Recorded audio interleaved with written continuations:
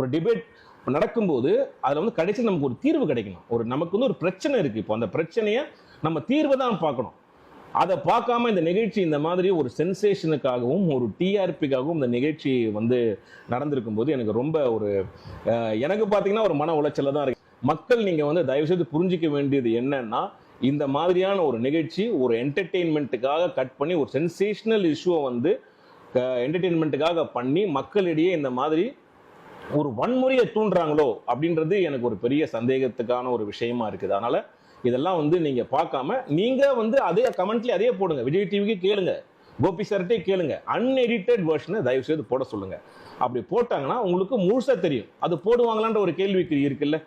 அதே மாதிரி முக்கியமா வந்து ஒரு பாதிக்கப்பட்டவங்களை வச்சு ஒரு நிகழ்ச்சி பண்றது, அதுவும் ஒரு ஸ்பான்சர்ட் நிகழ்ச்சியை பண்றது எந்த விதத்துல நியாயம்? அந்த கேள்வியும் நம்ம கேட்கணும்ல. நான் எபிசோடு பார்க்கும்போது தான் தெரிஞ்சுது. ஏன்னா நான் அந்த நிகழ்ச்சிக்கு வந்து எல்லா ஷூட்டிங் முடிஞ்சு கடைசியில் தான் நான் வந்து ஜாயின் பண்ணேன். ஸோ எனக்கு வந்து அங்கே என்ன நடந்ததுன்னு தெரியல.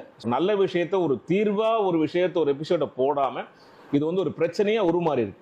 ஸோ அதனால பதில் கொடுக்க வேண்டிய கட்டாயத்தில் நாங்கள் இருக்கோம். அதனால நான் அன்பா எல்லாருக்குமே சொல்றேன், யாரையுமே எதிர்த்து நான் எதுவுமே பேசவே இல்லை. நீங்க யாரும் இங்கே வராதீங்க, ஏன் வரீங்க அப்படின்ற மாதிரியான விஷயங்கள் அந்த அர்த்தத்தில் ஒரு ஹார்ட்லெஸ்ஸாக நான் பேசவே இல்லை.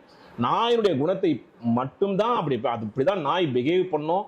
ஒரு தெருநாய் அப்படிங்கிறது ஒரு பதட்ட நிலையிலேயே எப்பவுமே இருப்பாங்க. இந்த விஷயங்கள் எல்லாம் சொன்னேன், நிறைய விஷயங்கள் சொன்னேன், எங்க வீட்டு நாயை பத்தி சொன்னேன். இதெல்லாம் எதுவுமே அவங்க போடலை.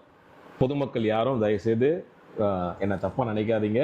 அப்படியே நீங்க என்னுடைய பேச்சால உங்களுக்கு யாருக்காவது காயமடைந்தீர்கள், பாதிக்கப்பட்டவர்கள், உங்களுக்கு அது தப்பா தோணுச்சுன்னா தயவுசெய்து என்னை மன்னிச்சிடுங்க. நான் அந்த மாதிரியான எந்த வித ஒரு எண்ணத்திலையுமே நான் இதில் கலந்துக்கல. மனிதர்கள் மேல இருக்க அன்பினாலையும் நாயின் மேல இருக்கக்கூடிய அன்பினாலையும் நம்ம இது ரெண்டுத்துக்குமே ஒரு தீர்வு கிடைக்கும் அப்படின்ற ஒரு நோக்கத்தை நான் நிகழ்ச்சிக்கு போனேன். ஆனா நான் போன எண்ணமும் வேற, அங்க நடந்தது வேற. அதனால தயவுசெய்து நீங்க இதை எல்லாரும் புரிஞ்சுப்பீங்கன்னு நினைக்கிறேன். உங்கள் அன்பை என்றும் நாடும். படவா கோபி.